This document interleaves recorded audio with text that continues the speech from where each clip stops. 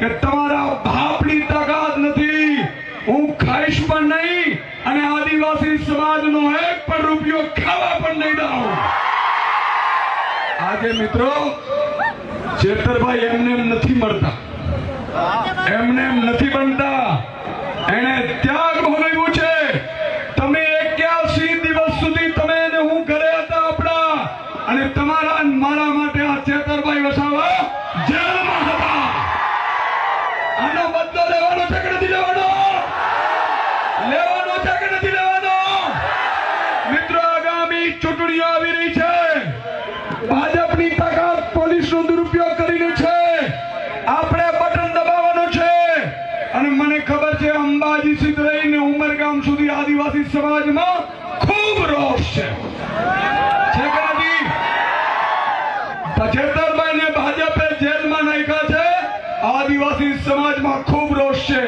મિત્રો માત્ર ચેતરભાઈએ નથી ભોગવ્યું, એમના પરિવારે પણ ખૂબ ભોગવ્યું. જ્યારે મેં એમના વર્ષાબેન સાથે શગુનાબેન સાથે વાત કરી, હું ઘરે ગયો. મિત્રો આજે એક નાના બાળકને એના બાપથી કે માથી વિછૂટો પાડવું ને એ ક્યારેય ચલાવી લેવામાં નહીં આવે સાહેબ. ભાજપે એટલું મોટું પાપ કર્યું છે કે એમના નાના નાના બાળકોને પણ એનાથી દૂર રાખ્યા છે. એમણે અત્યાચારની ચરમસીમા વટાવી છે. આજે મિત્રો સંકલ્પ લેવો પડશે. આગામી સમયમાં ભાજપના નેતાઓને આપણા વિસ્તારમાં ઘૂસવા નહીં દઈએ. સંકલ્પ લો છો.